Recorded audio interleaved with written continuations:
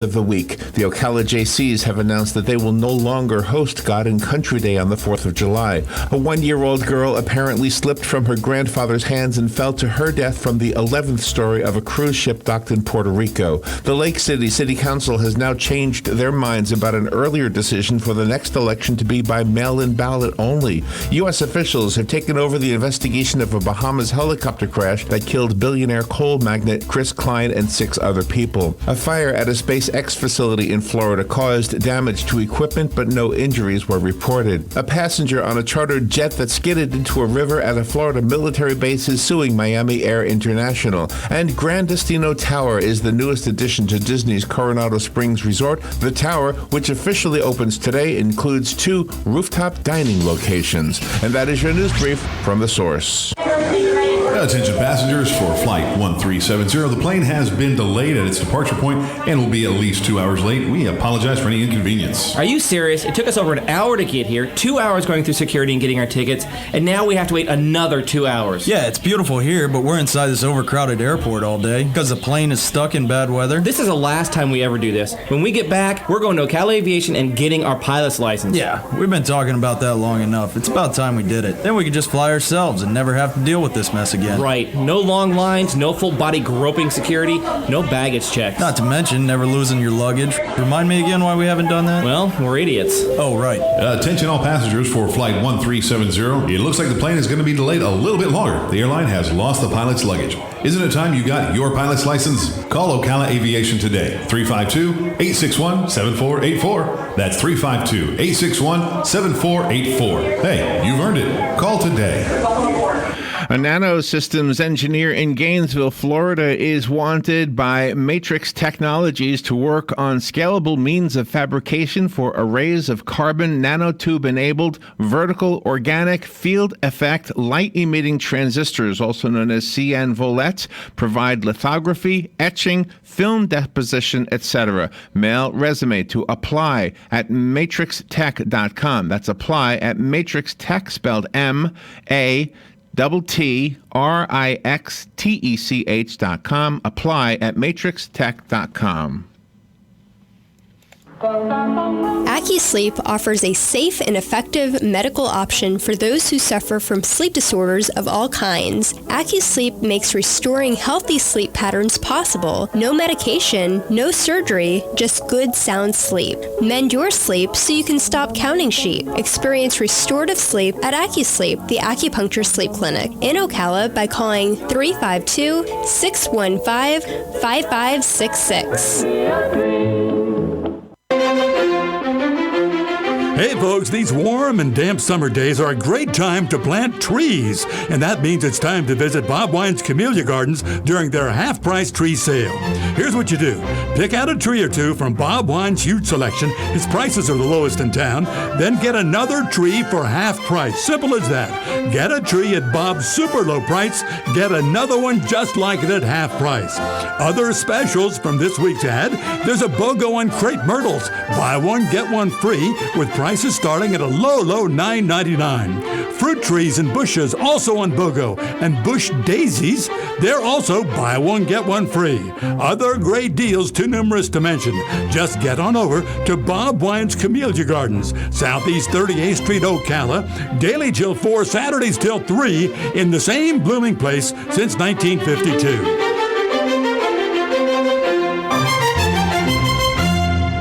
Broadcasting from the Paddock Mall Studios, this is WOCA, Ocala, Gainesville, The Villages, 1370 AM, 96.3 FM, The Source.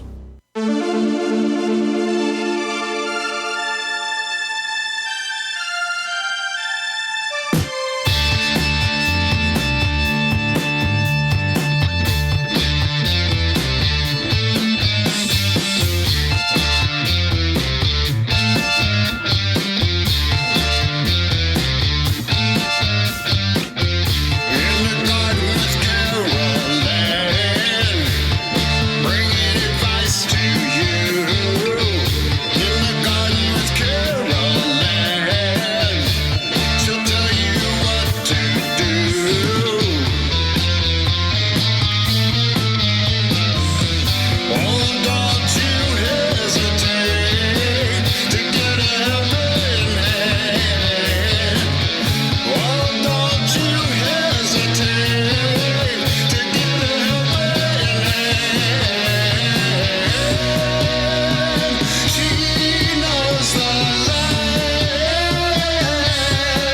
All right, 7 minutes after 9 o'clock. Let's get cranking. The show is called In the Garden with Carol Ann. Carol Ann Baldwin is your host, and if you have a question or you just want to chat with Carol Ann, you are invited to do that. The number is 352-622-9622. It is July 9th already. Wow. And so, I don't know, it might be too hot to be in the garden at this time of the morning, but maybe not. I don't know. So how are you doing? Doing good. Good. And you had your birthday I week? had it was a week ago today. Yeah, had a nice day. And you went to see your sister? Went and visited my sister for a few days. Took a little vacation. Went down south. How many miles is that? Boca? 200 and. Oh, pretty far. Yeah, it's about 4.5 hours. Do they have coconuts on the trees? They do, and we were at my niece's, and yeah, she had 2 trees with coconuts in it. The star fruit, even though they had cut their star fruit tree way up, only because it hung down so far and they couldn't mow under and things like that.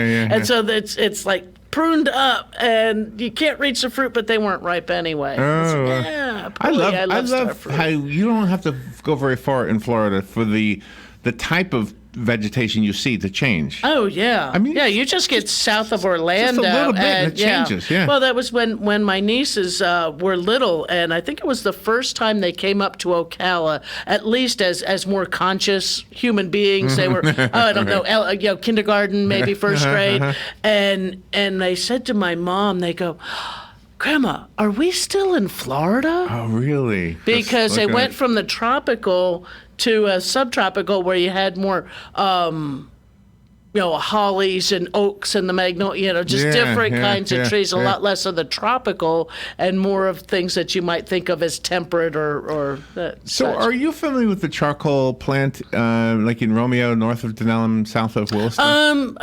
Was it so it's not there anymore. Right. But the bins that are still there where they used to burn Oh, okay. the wood. Okay. So why this is part of your show is because I was familiar with them because, I've been here for a while, and my brother actually worked over there. He used to come back as dirty as you could possibly come back. I can imagine. From all that the charcoal dust, right? Yeah. So anyway, the article said something I never knew, that the reason it was there was because of all the oak trees, because those oak trees made really good charcoal. Right. So tell me about that. I mean, I would think you wouldn't want to touch an oak tree. They all seem like they are ancient. There's some of the oak trees. I mean, there's so many different varieties of oak trees.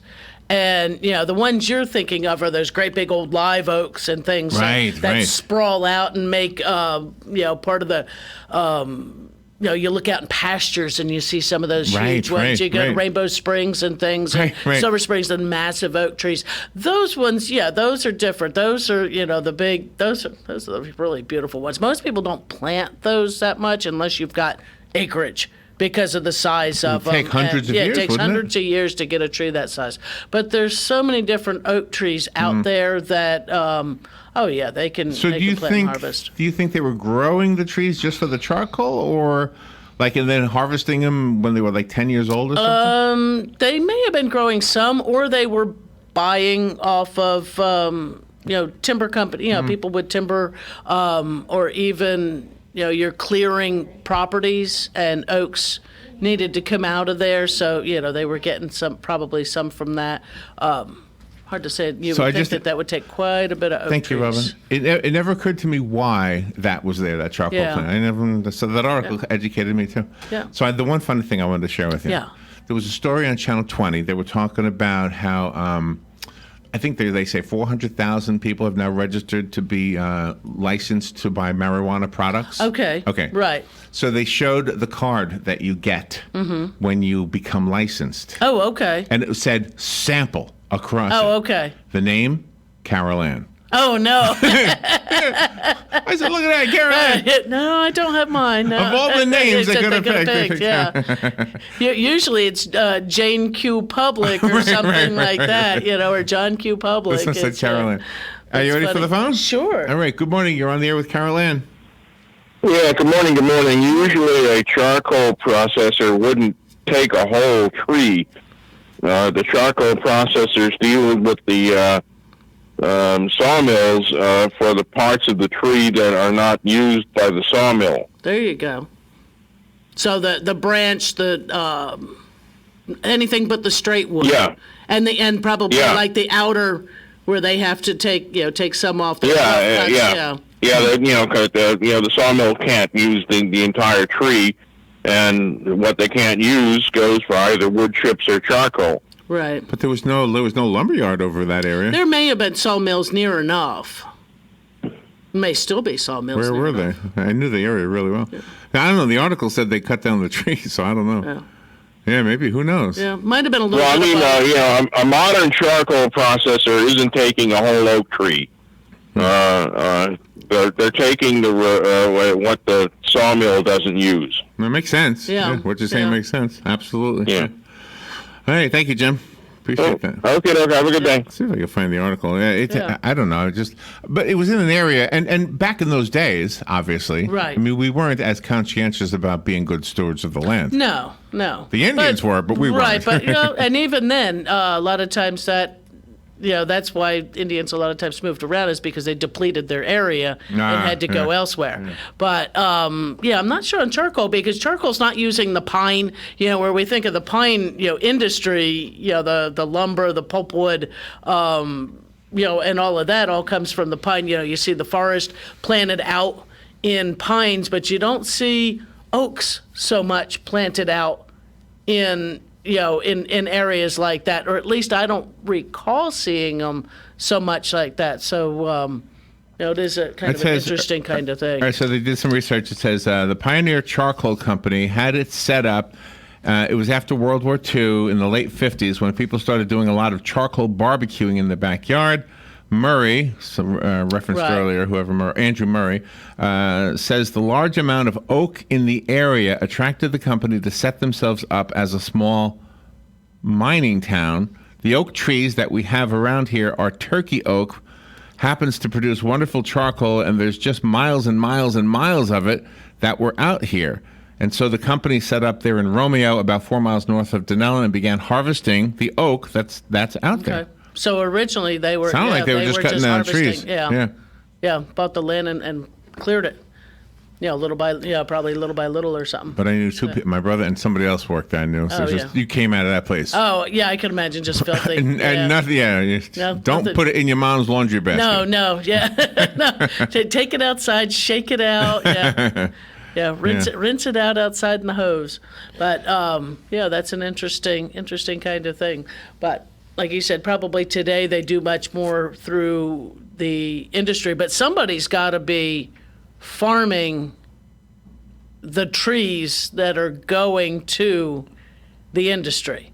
We see the pines, all over the place, and Ocala National Forest. If you're driving northwest up through the state, up, Perry and heading towards the Panhandle and stuff, you see a ton of pines, planted for, and you can smell them as you come through. You smell that pitch. So they must still be, farming oak trees for that kind of industry, as well as the lumber industry as well. But like you said, probably today more of it is either a combination. I think this is closed now. I don't think they use this one anymore. But probably. But the domes are still there. Yeah. Sure. Where they processed. Yeah. Where they process charcoal. And it looks like you have another phone call coming in. Let me push that little button, if I can get my cursor up there. Good morning. You're on the air with Carol Ann. Yes, good morning, guys. Morning.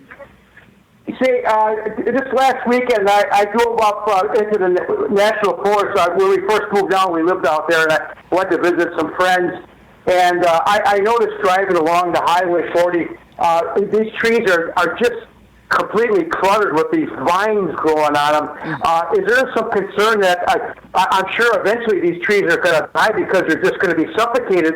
Is there any talk about doing anything like spraying this stuff, or where does this vine come from, and can anything be done about it? I'm not sure what which vine it is. I mean, the air potato, I mean, they can't really spray because anything you would spray as a contact herbicide would kill everything.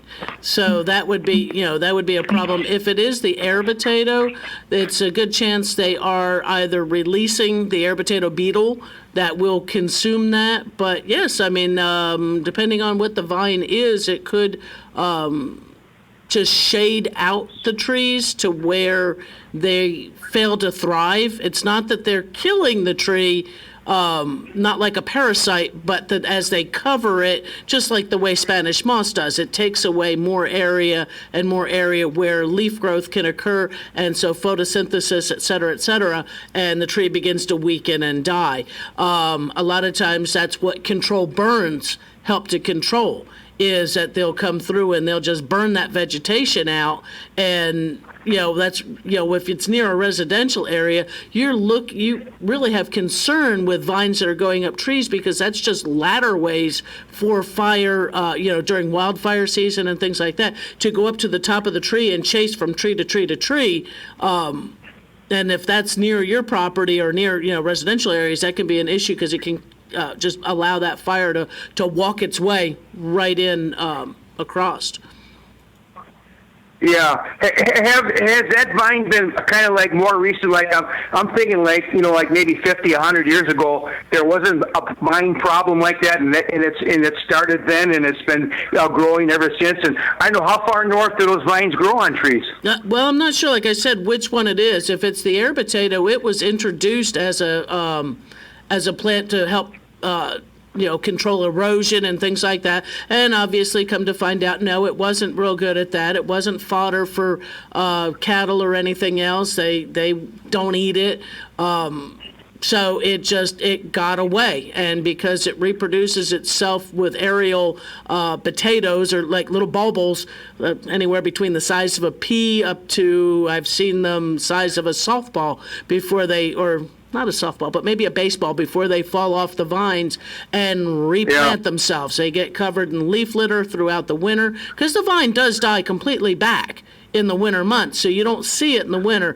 It comes back up in spring and early summer, grows 50, 60, 70 feet in a season, and just repeats the process of dropping more seeds, so it becomes thicker and thicker. And unless something can be done to control it, which were just a few years ago found the air potato, and that's been introduced, and I think they just continually keep releasing more of them, because the beetle doesn't seem to come back in large quantities each year. I think maybe our winters might be a little cold for the beetle, but that's what it consumes, is that air potato plant. Not sure if that's the vine you're talking about, the big heart-shaped leaf one. But yeah, I mean, just like kudzu up in the Carolinas and Georgia and things like that. We don't have a lot of kudzu down here. Everybody calls air potato kudzu, different plant. But it's not legal to, if it's in your yard, to release it out of your yard. You're not allowed to give it away. You're not allowed to throw some over your fence into your neighbor that you don't like's yard. That's all actually, it's prohibited. So the best thing, if it's in your yard, or if it's in say a natural area behind your property, you might want to try to make an effort to try to eradicate it. Well, would that be like just snipping it off or digging it up or something? You'd have to dig up the potatoes underground in order to get them, and then try to find the ones that are on top of the ground that haven't, that may have fallen already. If the air potato beetle is in the area, you'll see that the leaves are really just decimated. They will just gobble those leaves up, and it does seem to prevent the vine from making the air potatoes, making more of it, prevents it from reproducing itself. So I'm not sure how that does, unless it's maybe consuming enough of the energy. But you can cut those vines off repeatedly, and they're going to keep sprouting back up, because underground, I have personally dug up ones that have been underground for an extended period of time, and they were the size of a football. Wow. And they're not necessarily real deep underground, but if you have them on your property, you find where the vine's coming up, and just get your little hand cultivator thing and just dig down in there, and you can pull them. You can get them up out of the ground, put them in the garbage can. Don't put them to be chopped up as compost, with the landfill. Put them in the garbage. Let them be disposed of, buried in a landfill. It seems to me that that problem doesn't seem to bother not pine trees, but the other kind of trees in Florida. But just like the oaks, it bothers. It'll go up any of the areas if it's prevalent there. It'll damage anything it climbs on. Only for the sake it shades out the tree, preventing the tree from producing its own food source. Yeah. I know I've never seen anything like that up in Wisconsin. I would imagine because of the harsh winters, the winters wouldn't last very long. But maybe what we need down here is a couple of good hard freezes every winter. Even though that people don't like that, but I mean that might help that situation. We've had hard freezes because where I used to live, we used to have a serious issue with it. I don't know if it still is there, but it's been and gets larger every year. The freezes we have in Florida are not hard enough to freeze the soil. We don't freeze the ground. We don't freeze even if the top of the ground were to freeze a little bit, it doesn't freeze deeply enough to do any damage. And I don't think we'd want that in Florida because it would kill probably almost everything in the landscape. Speaking of hard freezes, now this last winter was a very mild winter. Yeah. We never had a hard freeze. I think the coolest it ever got was, I think one time it was 29 or 30, and that was it. And I noticed that in my lawn because we didn't have that hard freeze. There was a lot of undesirable stuff growing that I didn't have in the past. Well, right. It probably didn't knock it down, or the seed wasn't done. But usually that hard freeze, excuse me. Like I said, isn't hard enough to freeze the soil. So it's not really controlling the weeds. It doesn't control the insects, anything like that has itself underground, because it's going to stay warm enough underground. It could just be that leading up, the stuff didn't die off early enough. We didn't have a frost early to kill it back before seed production or things like that. It's not, our freezes don't do anything to prevent the next season's problems with insects or weeds or anything like that. Oh, okay. Yeah, we're just not cold enough, not long enough. Yeah. Well, it's with the vines on the trees that are out. When I drove out through the forest, I feel kind of bad for the trees. Actually, it kind of sounds kind of goofy, but I mean these trees are just bending over with the weight of these vines, and you'd think in a matter of time either the limb would break or, like you were talking about, suffocating the tree or something. But I don't know. I just hope it's not going to damage all of trees we have down here in the future. Well, I would figure that they would probably be considering controlled burns, like I said, in order to get rid of that. And that's how they get rid of it, when the Forestry Service, because otherwise you can't do like an aerial spray or even a ground level spray. It's not gonna do anything for that, but a controlled burn would. And if it happens to be one of the more native vines, it's just something that happens. Not usually. Native vines don't usually do the damage like that. Yeah. Did that problem eventually come from like South America or Mexico or someplace and move up this way? Asia. It was imported. It was imported from Asia. Yeah. Yeah, a lot of that stuff that we have that's invasive actually comes from Asia, and it was brought in thinking, back in the, early 1900s, late 1800s, we didn't know any different. We didn't know about ecosystems disruption with non-native species and things like that. We didn't understand the consequences in the long run. Yeah. Well, it's all part of the challenge of living in Florida. It's a beautiful place, but there's a lot of things to be concerned about. Sure. Oh, always something. Yeah. Oh, thank you very much. Have a good day. All right, Hugh. You too. Thank you, Hugh.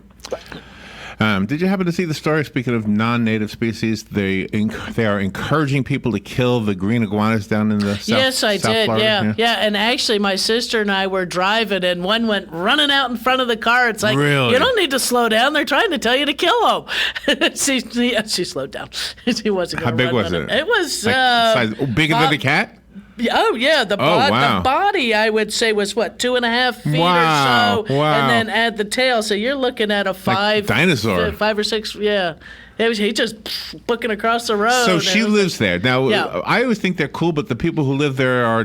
Some are indifferent. My sister thinks they're neat, but, it depends on where you're at. I mean, in the wintertime, when that cold weather a few years ago that went way down there, and they were dropping dead and falling out of the trees, was a little weird, especially if you were parked underneath one of those trees, because they're not light. They're not the little geckos and anoles that we have up here. I know. That these suckers are, 35 pounds. I love them. I mean, they make it give you that tropical feel, but they are non-native to the area. They're consuming resources that are native. And they don't have a natural enemy themselves. And there's no natural enemy except probably the automobile. Maybe coyotes and things like that might go after them, but tastes like chicken. Yeah, that's what they say. Actually, I think they said they taste like pork. Oh, really? I haven't tried any, but But the bottom of the hour, you want to give away some gift certificates? Yep, we are about a minute and 50 seconds away from that point. So we have 4 little prize packages. It's a $20 gift certificate to Bob Wine's Community Gardens and Nursery, and a $20 certificate to Time Out Billiards and Grill. So we'll take 4 names when we go into the commercial, to the news break. And all right, excellent. We'll be able to give that away.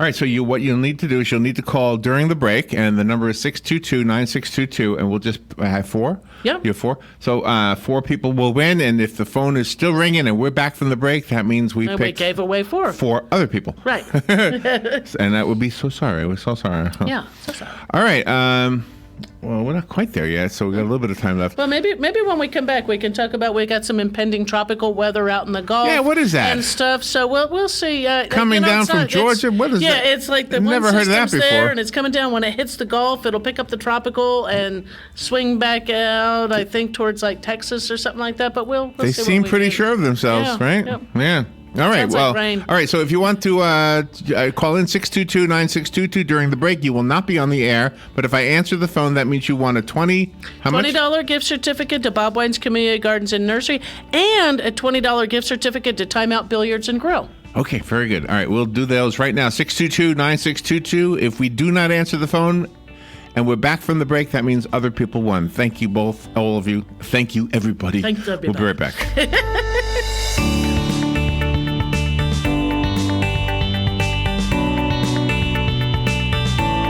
Broadcasting from the Paddock Mall Studios, this is WOCA, Ocala. Fox News, I'm Chris Foster. Fox confirms the House is expected to vote on holding Attorney General William Barr and Commerce Secretary Wilbur Ross in criminal contempt for withholding documents about efforts to add a citizenship question to next year's census. House Democrats want to punish the officials for defying a subpoena for documents they believe could shed light on the Trump administration's motive for asking a citizenship question. The Justice Department says it has a new legal team reviewing options for adding the question, including an executive order by the president, a move that could face legal challenges. Fox's Rachel Sutherland in D.C.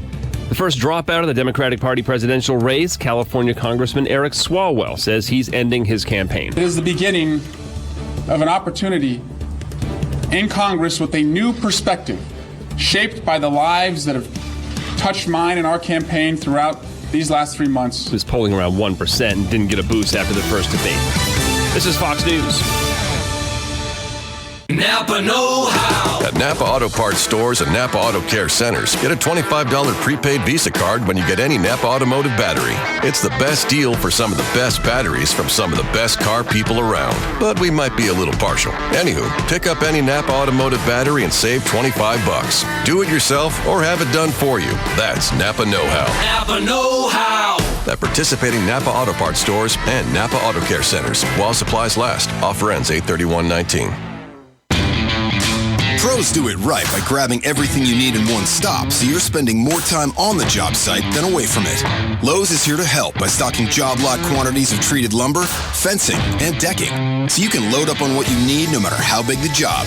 Plus, for your next paint job, stop in and get 5-gallon pails of Valspar ceiling paint for just $99. Whatever you need to do the job right, do it right for less. Start with Lowe's. Paint offer valid through 7/24, U.S. only.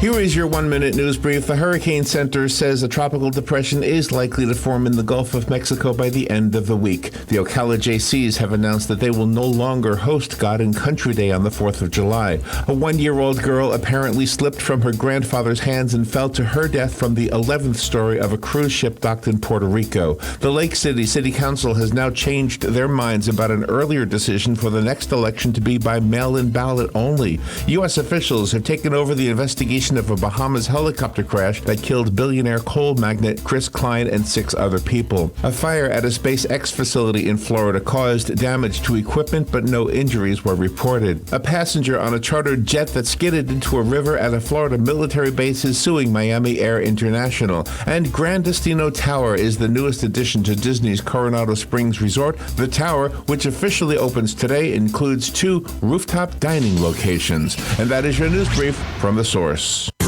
More clouds than sun on this Tuesday with a couple of showers and thunderstorms in the area, the high between 87 and 91. For Tuesday night, mostly cloudy with a shower or thunderstorm, low 74 to 78. For Wednesday, times of clouds and sun with another shower and thunderstorm at any time, the high 88 to 92. Thursday, clouds and some sun with a couple of showers and a thunderstorm, especially during the afternoon hours, the high 88 to 92.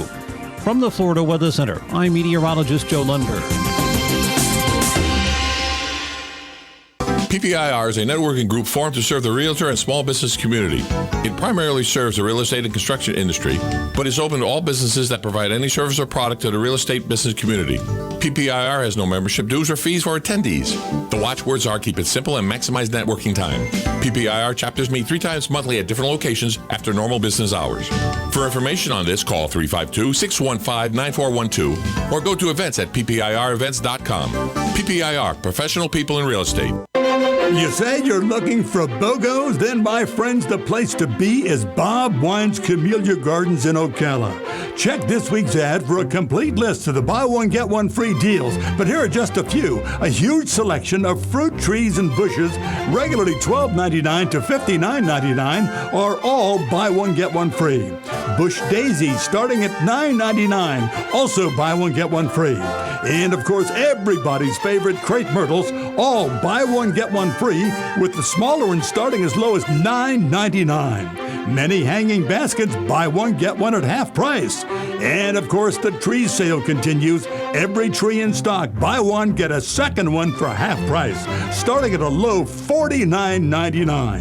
Hurry on over to Bob Wine's Camellia Gardens, Southeast 38th Street, Ocala, daily till 4, Saturdays till 3, in the same blooming place since 1952. All right, thank you very much. Let's return to Carol Ann Baldwin. In the Garden with Carol Ann is the show. If you'd like to be on the show, either to ask a question, just to engage in the conversation, the number is 622-9622. Thank you for everybody for calling in during the break, and made a few people happy with some of those prizes. That's true. And also, we did have one of the callers that called in and mentioning the things with the vines and bamboo, and he had said goats. I said, well, the only problem with, I didn't tell him this, but one time we had gotten goats hoping that it would work with the air potatoes. Mm-hmm. They don't eat air potato. Oh, they won't eat them? No, they like poison ivy, but, and that, which is okay. They'll eat poison ivy. They got an itchy tongue, huh? Yeah, I guess so. And things like that. But, they don't touch the air potato because that's why we had gotten one, and they sort of ate around it. Yeah, but we've talked, like Robin's brother has goats, and those goats do eat the stuff by the fence that you can't get. That you it's can't hard unless to get. you're spraying. Yeah, they'll eat the vines and the brambles, the blackberry vines, the Virginia creeper, that kind of stuff, and poison ivy. Like I said, they'll eat that. Maybe if you on the air potato, maybe if you put some sour cream and chives, maybe then they would eat it. I've even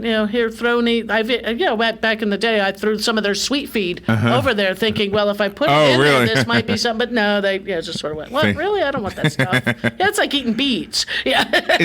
Is a goat a fun, like, could it be a pet? Can a goat be? Yeah. You see all the videos on, especially little baby goats. They sort of jump around. They climb. I mean, do they know you? Like, when you come home, they say, hey, you're home. Oh, any animal pretty much will do that. My turtle does that. Your turtle? The turtle does that. I come in and he's at the side of the He's tank. excited to see you come home? Oh, yeah. Really? The side of the tank and swimmy, and, My fish never did that. No. My goldfish, no. Oh, you bring the food in and they go, oh, look, Larry's home. No, fish, I guess aren't one. But just, mentioned before we went to the break, about that tropical thing that they're talking about that's going to, pop up out in the Gulf when whatever this system is that's up in Georgia comes down out of Georgia into the Gulf, into the warm waters of the Gulf. It's going to, they're not sure if it's going to turn into something named or just be a depression and bring a bunch of rain. But even the news report I saw this morning was really for our area. They're talking for less than 2 inches of rain. And a lot of times these things, because this is supposed to come down in the Gulf and go west. So it's not going to be heading our direction. I have a feeling that once that pulls aside, gets a little further away from us, we'll have some gorgeous weather for a few days. Because that's a lot of times what happens. We'll even get, actual tropical storms that come in low enough on the state, and we end up with beautiful weather where the humidity's down, nice breeze, the temperature's a little cooler. So we may end up with at least a few days after the fact. Just sucks away the bad weather, huh? Yeah, it sucks all that rain and high humidity and things out of the picture for a short while at least, and we have nice weather. We can hope for that. But it looked like the upcoming forecast, though, is still showing quite a bit of chance of rain all through the next 10 days, anywhere between 40 and 80% today. And tomorrow are like 80% chance of rain, and then the next 8 days are 40 and 50% chance of rain. So, but that's this time of year. So it's going to rain somewhere. Whether or not it be we hope so, whether or not it be a short, 3 to 5 minute rain shower, and some of those come with all the big lightning, the thunder, the regular. So just be aware of it if you're not familiar with Central Florida's rains and throughout the state. We'll get really dark. You'll have the thunder, and there will be lightning. So if you're hearing the thunder roll, find yourself a place, safe, because we do have a lot of lightning. And don't need anybody to, don't grab the umbrella. Don't go hide underneath the limbs of the oak tree. If there's a building nearby, just, go wait it out. Come back out and enjoy your time back outside afterwards. Absolutely. Don't be dumb, and get hurt. Even though probably 99.9% of the time nobody's hurt during a lightning event. It's that 1%. Sure. You don't want to be that 1/10 of 1%. You don't want that to be you. You don't want to be that. You don't want that to be you. So use caution if you're outdoors during any of our thunderstorms and things like that. So. I was trying to think of some other stuff that I've encountered, because I was off this past week. I didn't have too many people asking me gardening questions. Did you see fireworks on the 4th of July? At my niece's house, Oh, you had homemade? The home, and it was almost everybody through the neighborhood. And then when my sister and I were driving back to her place, there was fireworks, and we heard the ones and turned around and saw some of the ones in the town that my niece lives in. You could see them a little bit from her house if you turned around and looked back over, but it was down there. I got to, had nothing was ripe though. The coconuts, there's coconuts in her yard, and she's got star fruit, which I love. So I guess I have to make another trip down there in a couple months, get myself some star fruit, maybe some fresh coconut. Does the fertilizer or other things you might put into the soil make a spicy pepper, for example, spicier? No, not usually. If you've got a hot pepper, the way to make them hotter is stress them.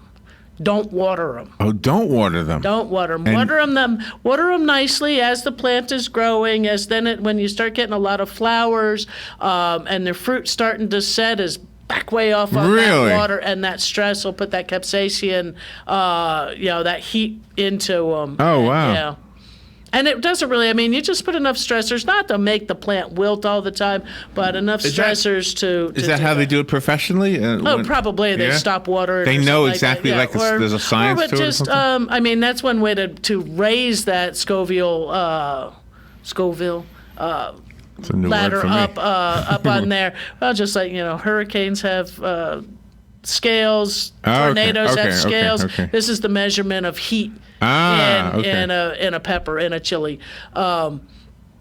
But yeah, usually, the home gardener, I don't know how that, the commercial guys probably, in order to keep an even, they probably just treat the peppers exactly the same each and every time, and then they can measure, you could actually put a measurement on it, especially if they're selling commercially to salsa manufacturers and things like that, and the picante something like that. They need a consistency, just like citrus farm growers. They measure the sugar units, and that's why orange juice and things like that are blends of fruit.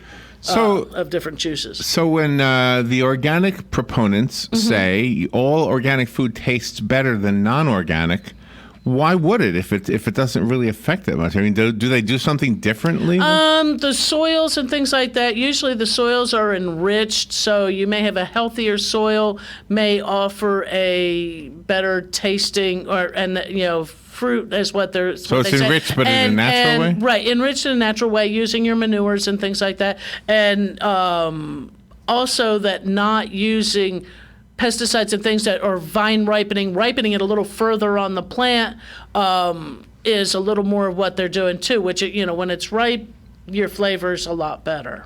And you have a phone call? Great. Good morning. You're on the air with Carol Ann. Hey, good morning, everyone. This is Kathy. Hey, Kathy. I just got off the phone with the university because I work in the historic district doing maintenance, plant, obviously. Right. And there's a major infestation of air potato here. Oh. I was so excited to see so many beetles and, I don't know if you want to call it damage. Oh, okay, yeah. Evidence of their feeding, yeah. But I have seen nothing this year. Oh. And with all the rain we've been having, I mean, we are just covered. Oh, wow. Worse than kudzu. Oh, wow. And it's like we didn't have a bad winter, so you'd have thought that the beetles would have overwintered a little better than, say, previous years. I asked her that, and she said they are like bears, and they hibernate. Okay. Well, it's been warm. They are being extremely slow to wake up this year for some reason that they don't know why. Huh. And she switched me over to the lab, but I guess they were busy waking beetles up, so they couldn't answer. Oh, could be. But I definitely, because my main question was, where are they? Do they come back? And I need more. Usually you can get your name on the list, and when they've got them ready, they'll give you a call, and you can pick up I guess it's a few vials or however they've got them, a box of the air potato beetles. You know what? I haven't looked. I have a little bit on a fence that I try to let the beetles take care of it, or I'm trying to. Otherwise, I'm trying to mow it over so that I'm not spraying anything, so the beetles will get a population up, enough. And I haven't looked at mine to see if there's been any damage. I'll have to make sure I do that today when I get home from work. But yeah, they should be coming back. But this is mid-July. They always seem to be late. Almost like end of July to me, and I'm always going, the vines are getting too big. They can't consume all of this. Yeah, they can't consume all this. Exactly. So, yeah, I would just, if you can get on the list to get some of the beetles, do so. Yeah, silly me thought once my name was on there, they would just send me a reminder email, and I'd say yes or no. Oh, but I guess you have to resubmit every time. Oh, yeah, because I would have thought the same thing. Well, they do when they send me I think it's the little wasps for the citrus. Oh, okay. Right. But I guess they don't do it for the air potato. I don't know if it's newer and they haven't gotten it together yet. I don't know. Well, because the citrus industry is much more valuable and the air potatoes, it's much more important to try to get that. And on the air potatoes, that they should overwinter and just come back up on their own and show back up, I guess, is what they're figuring, is that you get a population. Well, you've heard of the impatient gardener. I'm here. Oh, I know. Yeah. Oh, I know. I've seen. Yeah, I've had the air potato issue myself, and it's like, come on, where are the beetles? Where are the beetles? And All right, I just thought I'd give you an update. All right, appreciate it. Thank you. Thanks for calling, Kathy. Yeah, and if you've got the air potato, I mean, try not, if you can, try not to spray it. I mean, you can get some control with, using the herbicides and things, but you can't use that once it starts going up a tree. So your best thing would be, if you're seeing sprouts coming up out of the ground, is go, like you said, you can clip off the vine and then dig it up. Dig up the one that's there and throw it away. Go around. When my daughter was little and a niece, one summer, it was like I was paying them a penny a piece. And everybody says, really? A penny a piece, that's not much. I said, you should see how many's in a bucket, that they could collect in 30 minutes. And it was like, I'm handing out ice cream money every day. And taking a trip to the convenience store with two little girls, but it was, it was worth it for me, but it really, you had to really keep up on it. And, they got tired of doing that. I had no idea that it was such a problem. Oh, it's huge. You look at pictures of it where it covers, and it does kill trees. You and Kathy obviously were talking shop talk, and some of that I didn't understand. So what, you can put your name on a list and the university will send you what? It was, the air potato beetles. Right. They send you the bugs in the mail? They send you the bugs, or they'll tell you when they're available to pick up. And usually at the extension office, you can come pick up your box of beetles. And the other would be the little parasitic wasps that they're using to help with a biocontrol for the psyllid, which is a small little leaf-shaped bug that's causing that vectors in the citrus greening. Oh my God! It's that bug. So how do you do that? You get your name on the list. But does it cost money? No. They send you free bugs in the mail? They send you free bugs, and that you release. Are they frozen or something? No, they're live. They're live. And the mailman knows he's carrying they ship them to the extension office usually. Oh, okay. Or with hers, it might be that they get sent FedEx, overnighted. FedEx bugs. FedEx, right. They're in vials. They're kept cool and shipped in, and then you release it into your trees. Wow. For a biological now, how would control. could you do that with other like worms? Usually, if you're looking to put earthworms or something, bring them in. You just go to the bait shop and go pick some up. That kind of thing, and dump them in your compost bins. Yeah, that makes sense. Or into a vermiculture setup, and then you just start growing your own. So, but you can mail order for ladybugs. You can mail order for praying mantis eggs. Really? So and bring them in. Ladybugs. I had the only no idea problem you could with do all that. ladybugs is unless you have enough aphids, ladybugs fly. But not the school leave. across the street. They wouldn't do that for you. Only the University of Florida? Right. Okay. Right, because that's where the research labs are that are doing all of this. Wow. So, and the I had breeding no idea. programs, Yeah, there's different ways, but like the ladybugs and things, you can go on Amazon. So was and buy ladybugs, and you can go on Amazon and buy praying mantis eggs. Okay, so Kathy was disappointed that they hadn't sent her the beetles? Had not just automatically, because she had ordered them before. Get your name on a list. You think on something like that they'd call you up or send you an email going, hey, do you want some this year or not? And apparently they don't do that. You actually have to put your name on every season. Oh my gosh, I have so many questions about this. So she's working in the historic district of downtown, and they've got an infestation of air potatoes. The air potato. Okay, so now her job is to get rid of them. Hers is trying, from the landscapes that she's working in, the yards and neighborhoods, and. Okay, so if she lets go some beetles and they do their job, do her customers say, "Oh, well, you didn't do anything. There were some bugs here"? They know that those beetles are her job. That's her work. Well, I mean, that's what she's bringing in to be more environmentally friendly. Because, like I said, you can't spray But does the customer know that? Well, that doesn't matter. Doesn't matter. That doesn't matter. She's doing her job by getting rid of this. Interesting. Wow, I had no idea. Without using toxic chemical. Yeah, I love that. Things, I love that. I just don't want to be cheated out of money. No, because if she had not done that, they still have a problem. Yeah, but if she had not brought. I don't think you did this. Them. I think that was God that did that. Brought the bugs because in unless somebody brought them in and let them go. I hear you. Yeah, I'm with you. Yeah. But and it does take a long process to actually, I think, get any true eradication on it, meaning multiple years. So you have to get, keep reintroducing more to bring that population up. So, you learn something new every day. I think I learned a whole bunch in that little conversation. All right, let's How much you retain will be different. I think some of that I will. Yeah. So, yeah, you can get bugs from the university. That'll stick with me. Yeah. Good morning. You're on the air with Carol Ann. Hey, it's Kathy. I'm sorry I lost you. Oh, no problem. Two things. Yes, my customers do know. I discuss it with them before I even make the call or fill out the forms. But it allows me to do my job not only using no chemicals, which is what I am about, and that now my customer is educated. Right. But it also allows me to do my actual job, which is tending to the gardens, the plants, the weeds, and not having to try to eradicate. Wow, so much I didn't know about this. Yeah. Wow. Yep. And finding my other issue with air potato is you're supposed to dispose of it. Right. By putting it in the garbage. Right. But there's so much of it here. If I put it in their garbage, I can overtake their garbage in an hour. Right. Oh, yeah. And I have complaints from the garbage guys saying, you need to put this in the landscape pile. Yeah, it's like, no, and I'm don't. No.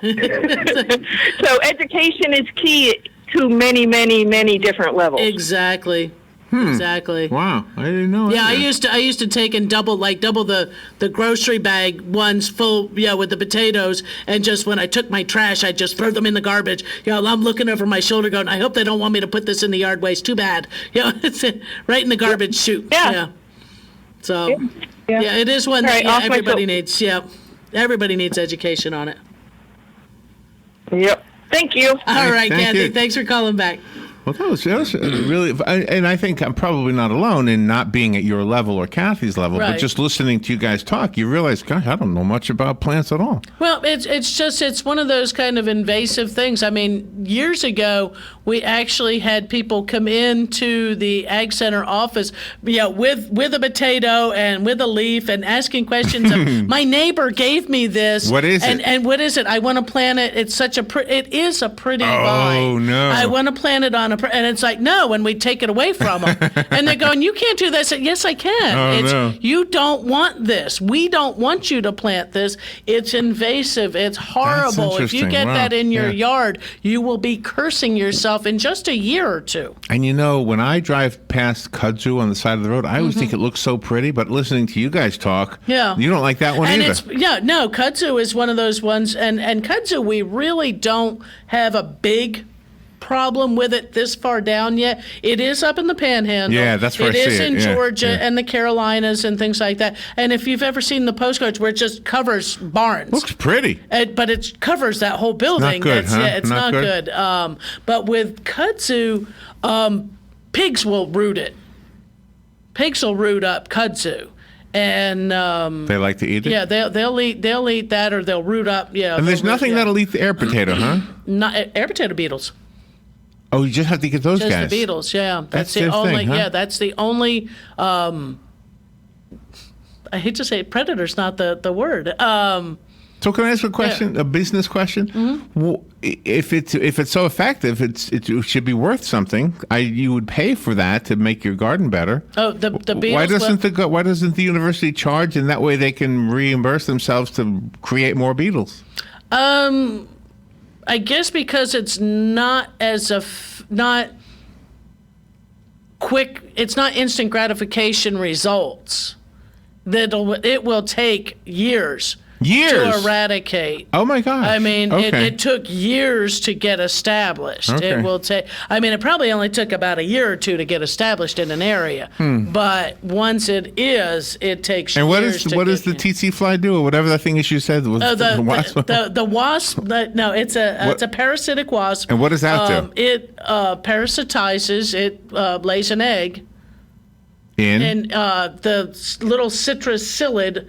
The insect. It's one of those. That vectors the disease that's causing the decline of our citrus industry. And that's like needing a microscope to see? It's that small? Not quite that. No. You can see them they are tiny. The psyllids, I've seen the psyllids, but they are small. They're the size of a small. They almost look like a small non-pokey thorn kind of thing, like a non-pokey thorn. Sort of, a non-pokey thorn. You mean like a shark's fin? Maybe like that. But it's sort of rounded. But they're little tiny brown. Oh, really? Less than maybe like say an eighth of an inch. Huh. So they're fairly small. And these guys lay their eggs in their face? And in their head or something like that. Oh in their my body, gosh! And nature is unbelievable. Yeah, nature's kind of cool. It's kind of gross, but it's kind of cool. But it's one of those things of an attempt to try to keep a control or assist in with a biological control a pest that's very damaging. Because any other way, it's like to try to keep the citrus trees as healthy as you can using proper fertilization, other pest control methods, proper pruning, keeping fruit cleaned up, and things like that. Everything that's invasive, the iguanas, the air potato, the kudzu, they all have a place on this planet where they're not invasive? Yeah. Yeah, where they're native. So a native thing does not disrupt the natural habitat. But where these things are native, do they have a natural enemy? So they stay in. Usually, yeah. So why don't we bring whatever that is? That's the air potato beetle. Oh, they have a lot of parasitic wasps. And where is that natural? The air potato beetle, I believe, comes out of North Vietnam. So is the air potato beetle also invasive? No. Because all it eats is the air potato. And I do believe it will go after sweet potato vine. So you have to, that might be, the only other crossover. But if you think about it, anyone commercially growing sweet potato generally does not have anything around that near enough that's going to be an air potato thing. So it's not going to be something that they're going to naturally because they're not, because that beetle is not native to Florida. It's not something that's just going to pop up somewhere that it wasn't introduced to unless it traveled through on a vehicle or some other source. Wow, another good show, Carolyn. So if we wanted to contact somebody for any of these things, so you don't normally give a contact. No, call the county extension office, 671-8400. They can answer your questions on that and get you on a list when they're getting ready to disperse. All right. Can I encourage you to write a book? If I you really need to have a book. Thank you, Carolyn. Thanks, always good. Thank you, listeners. Kathy, thank you. That was awesome to hear. All right, we'll take a little break. We'll be right back.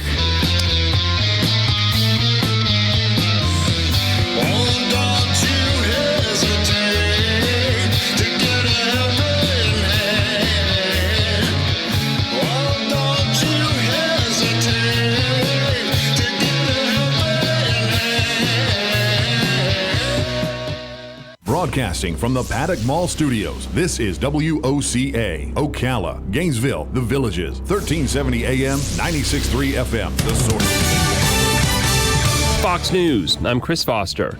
The billionaire investor Tom Steyer